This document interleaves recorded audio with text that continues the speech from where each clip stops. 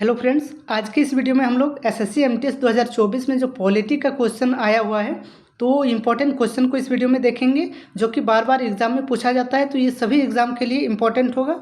तो आप लोग देख सकते हैं, जो पहला क्वेश्चन है वो है कि निम्नलिखित में से कौन सा अनुच्छेद सार्वजनिक रोजगार के मामलों में अवसर की समानता पर जोर देता है। तो डायरेक्ट क्वेश्चन ये है कि अवसर की समानता जो है वो कौन से अनुच्छेद में है। तो ऑप्शन में आप लोग देख सकते हैं, इसका जो सही उत्तर होगा ऑप्शन डी अनुच्छेद 16 में। जैसा कि हम लोग जानते हैं, जो समानता का अधिकार है, समानता का अधिकार अनुच्छेद 14 से लेकर अनुच्छेद 18 तक दिया हुआ है आपका। तो ये इसमें से एक है अनुच्छेद 16, जो कि अवसर की समानता की बात करता है। बाकी आप लोग को अनुच्छेद 14 से 18 तक पूरा याद होना चाहिए। जैसे अनुच्छेद 14 में विधि के समक्ष समानता की बात की गई है, अनुच्छेद 15 में सामाजिक समानता, अनुच्छेद 16 में अवसर की समानता, अनुच्छेद 17 जो है अनटचेबिलिटी यानी कि अस्पृश्यता से संबंधित है, और आपका जो अनुच्छेद 18 है वो है उपाधियों का अंत। तो ये हो गया आपका पहला क्वेश्चन। दूसरा क्वेश्चन क्या है दोस्तों? दूसरा है संविधान के अंगीकरण के समय इसमें 395 अनुच्छेद और डैश अनुसूचियाँ थी। तो संविधान जब लागू हुआ, जो अंगीकरण हुआ, हम कहते हैं 1949 को, ठीक है, जो संविधान का अंगीकरण हुआ तो उस टाइम कितनी अनुसूचियाँ थी? तो आप लोग ऑप्शन देख सकते हैं। इसका जो सही उत्तर होगा ऑप्शन सी 8 अनुसूचियाँ थी, ठीक है। और अभी जो अनुसूची कितना है टोटल? अभी 12 अनुसूची है। और उस टाइम जो थी 8 अनुसूची थी, 4 अनुसूची जो है बाद में जोड़ा गया। जो 9वां अनुसूची थी ये आपका पहला संविधान संशोधन के माध्यम से जोड़ा गया था।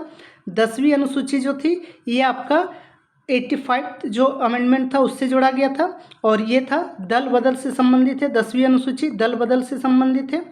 11वीं अनुसूची जो है वो आपका पंचायतों से संबंधित है, 73वें संविधान संशोधन द्वारा जोड़ा गया।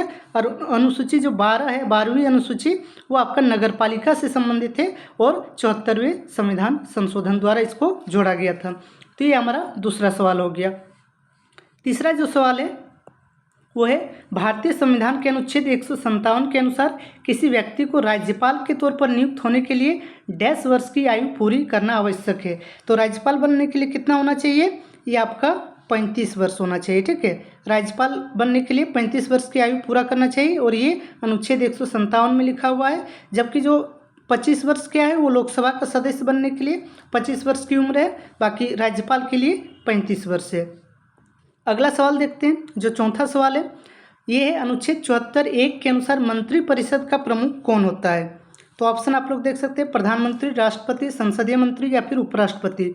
तो मंत्रिपरिषद का जो प्रमुख होता है वो प्रधानमंत्री होता है। तो मंत्रिपरिषद का जिक्र जो है अनुच्छेद 74 में किया गया है, और इसका प्रधानमंत्री होता है, ठीक है। प्रधानमंत्री लोकसभा का नेता भी होता है, ये भी कहा जाता है लोकसभा का नेता, ठीक है। ये हो गया। अगला हम लोग देखते हैं, जो 5वां नंबर का सवाल है उसको देखते हैं। अनुच्छेद किस अनुच्छेद में जो है 11वीं मूल, अच्छा इस क्वेश्चन को अच्छा से पढ़ते हैं। अनुच्छेद डैश को भारतीय संविधान के 11वें मौलिक कर्तव्य का पूरक है। कौन सा जो अनुच्छेद है जिसको हम 11वां जो मौलिक कर्तव्य उसका पूरक कर सकते हैं? तो ऑप्शन आप लोग देख सकते हैं। इसका जो सही उत्तर होगा ऑप्शन डी अनुच्छेद 21A, ठीक है। ऐसा क्यों है? क्योंकि 11वां जो मूल कर्तव्य है या मौलिक कर्तव्य हम लोग जानते हैं ये क्या है? शिक्षा से संबंधित है, और आपका 21A भी जो है वो भी शिक्षा से ही संबंधित है।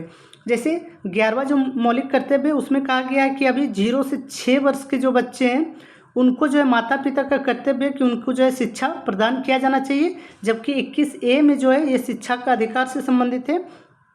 इसमें राज्य को ये कर्तव्य दिया गया है, या राज्य के लिए ये जरूरी है कि 6 से 14 वर्ष के जो बच्चे हैं उनको अनिवार्य रूप से निःशुल्क शिक्षा जो है प्रदान किया जाना चाहिए। 6 से 14 वर्ष के लिए है यहाँ पर। और ये आपका जो मौलिक कर्तव्य में है वो 0 से 6 नहीं, मौलिक कर्तव्य में भी 6 से 14 वर्ष या फिर बच्चों को जो है शिक्षा देने का बात यहाँ पर मौलिक कर्तव्य में कहा गया है। तो इसलिए जो है 11वां मौलिक कर्तव्य का पूरक कौन हो जाएगा? ये आपका अनुच्छेद 21A हो जाएगा, ठीक है। आप लोग अनुच्छेद 21 भी जानते होंगे, जीवन का अधिकार जिसको कहते हैं। 21A जो है वो शिक्षा से संबंधित है।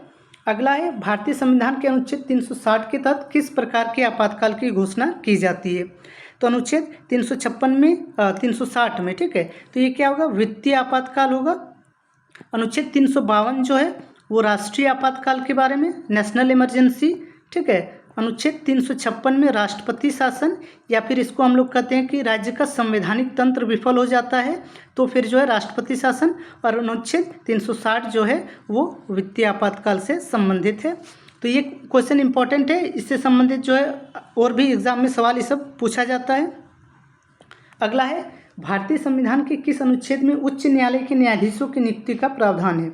उच्च न्यायालय हाईकोर्ट के न्यायाधीशों की नियुक्ति का प्रावधान कौन से अनुच्छेद में है? तो इसका सही उत्तर होगा ऑप्शन ए, अनुच्छेद 217, ठीक है। ये हो गया। अब हम लोग अगला क्वेश्चन देखते हैं जो 8वां नंबर का क्वेश्चन है, भारतीय संविधान में संशोधन की प्रक्रिया कहाँ से ली गई है? क्या होगा इसका सही उत्तर? इस ऑप्शन ए है 1935 का अधिनियम, ऑप्शन बी है अमेरिका, ऑप्शन सी है आयरलैंड और ऑप्शन डी है आपका दक्षिण अफ्रीका। तो ये क्या होगा? ये दक्षिण अफ्रीका, ऑप्शन डी इसका जो है सही उत्तर होगा। संविधान संशोधन की प्रक्रिया जो भारतीय संविधान में दिया गया है अनुच्छेद 368 के तहत, ठीक है। अनुच्छेद 368 में संविधान संशोधन की पूरी प्रक्रिया दी गई है।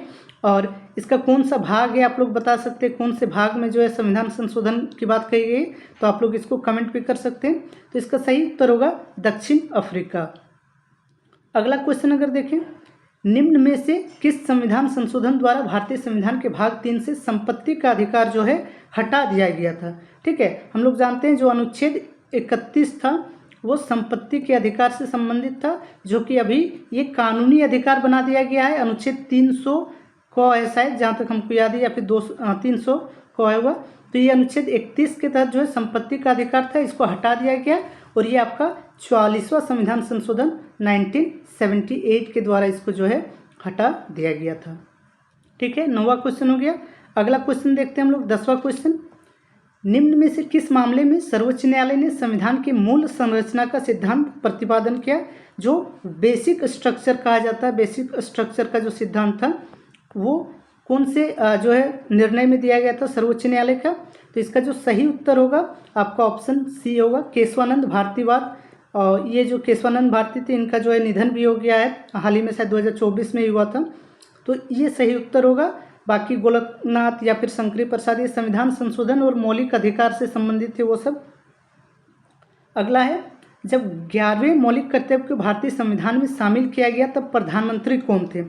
तो आप लोग देख सकते हैं दोस्तों, जो टॉपिक है आप लोग को यहाँ पता चल रहा होगा कि किस तरीके से ये जो मौलिक कर्तव्य, ये टॉपिक बहुत ही इंपॉर्टेंट है। एसएससी के कोई भी एग्जाम हो, रेलवे हो, चाहे कोई भी एग्जाम हो, ये टॉपिक से सवाल जो है पूछा ही जाता है। मौलिक कर्तव्य हो गया, दूसरा हो गया मौलिक अधिकार हो गया, ठीक है, मौलिक कर्तव्य, मौलिक अधिकार, और एक है आपका नीति निदेशक तत्व जिसको डीपीएसपी कहते हैं, directive principle of state policy. तो ये डीपीएसपी ये सब से बहुत ज़्यादा क्वेश्चन रहता है, तो आप लोग ये सब जरूर तैयार कर लीजिएगा। तो ये 11वें मौलिक कर्तव्य का जो होगा उत्तर, इसका सही उत्तर ऑप्शन सी, अटल बिहारी वाजपेयी। ठीक है, अगला क्वेश्चन देखते हैं जो 12 नंबर का क्वेश्चन है, भारत के सर्वोच्च न्यायालय में सेवारत न्यायाधीशों की सेवानिवृत्ति की आयु क्या है? उच्च न्यायालय में तो 62 वर्ष है, जबकि सर्वोच्च न्यायालय में न्यायाधीशों का जो रिटायरमेंट होता है वो 65 वर्ष से। इसका सही उत्तर आपका 65 ऑप्शन सी होगा। अगला सवाल देखते हैं जो 13 नंबर का सवाल है, संविधान सभा की मौलिक अधिकार उप समिति की अध्यक्षता किसने की थी? मौलिक अधिकार उप समिति की जो अध्यक्षता की थी, ये आपका एमटीएस 2024 का सारे सवाल जो है पूछे गए हैं, वही बता रहा हूँ मैं। तो इसमें होगा जेबी कृपलानी, ऑप्शन सी। ठीक है दोस्तों, आगे देखते हैं जो अगला क्वेश्चन है वो है कि धर्म की स्वतंत्रता का अधिकार भारतीय संविधान के किन अनुच्छेदों के अंतर्गत आता है? तो धर्म की स्वतंत्रता क्या होगा इसका सही उत्तर ऑप्शन सी, 25 से 28 तक। ठीक है, तो आप लोग पूरा जो है मौलिक अधिकार जो चैप्टर है एकदम एक एक अनुच्छेद आपका याद होना चाहिए। जैसे आप लोग देखिएगा, सबसे पहले क्या है, समानता का अधिकार है, ये आपका 14 से 18 तक है। फिर आपका स्वतंत्रता का अधिकार है जो कि आपका 19 से 22 तक है। ठीक है, 23-24 से शोषण के विरुद्ध अधिकार है, शोषण के विरुद्ध अधिकार आपका 23-24 में है। 25 से 28 में आपका धार्मिक स्वतंत्रता का अधिकार हो गया, 25 से 28 में। फिर 29 और 30 जो है वो सांस्कृतिक अधिकार कहा जाता है, शैक्षणिक एवं सांस्कृतिक अधिकार 29 और 30 में है। बाकी 31 जो अनुच्छेद है इसको तो हटा दिया गया। अभी हम लोग ने देखा जो संपत्ति का अधिकार था उसको 44वें संविधान संशोधन द्वारा हटा दिया गया था। और अनुच्छेद 32 में जो है और एक अधिकार है संवैधानिक उपचारों का अधिकार। ठीक है, तो ये सारे जो अधिकार है आपको एक एक अनुच्छेद पूरा याद होना चाहिए। सबसे पहले तो ऊपर में मतलब याद होना चाहिए कि 14 से 18 तक क्या है समानता का, 19 से 23 तक जो है 19 से 22 तक होगा। ठीक है, 19 से 22 होगा स्वतंत्रता, 23 से 24 शोषण के विरुद्ध। तो इस तरीके से आपको पहले मतलब एक ऊपर से आइडिया होना चाहिए और अंदर में जो भी आपका अनुच्छेद है वो एक एक करके भी आपका याद होना चाहिए। अगला क्वेश्चन है, बाहरी आक्रमण के आधार पर आपातकाल घोषित करने पर निम्नलिखित में से कौन सा अनुच्छेद स्वतः निलंबित हो जाता है। ठीक है, यानी कि बाहरी आक्रमण के आधार पर जो आपातकाल होता है उसको हम लोग राष्ट्रीय आपातकाल कहते हैं। ठीक है, अभी हम लोगों ने पढ़ा था राष्ट्रीय आपातकाल, ये आपका अनुच्छेद 352 में है। तो इसके तहत जो आपका राष्ट्रीय आपातकाल लगता है इसमें आपका अनुच्छेद 19 जो है ये स्वतः निलंबित हो जाता है। इसको बोलते हैं राइट टू स्पीच या बोलने की स्वतंत्रता या अभिव्यक्ति की स्वतंत्रता जो है, तो वो अपने आप जो है निलंबित हो जाती है। तो ये आपका जो है आज का 15 क्वेश्चन हो गया। और बाकी हम लोग जो है और भी जो इम्पोर्टेंट क्वेश्चन होगा अगले वीडियो में करेंगे। तो जितने भी लोग हैं अगर वीडियो पसंद आ रहा है तो वीडियो को लाइक भी कीजिएगा और चैनल को सब्सक्राइब भी कर लीजिएगा। धन्यवाद आप सभी का।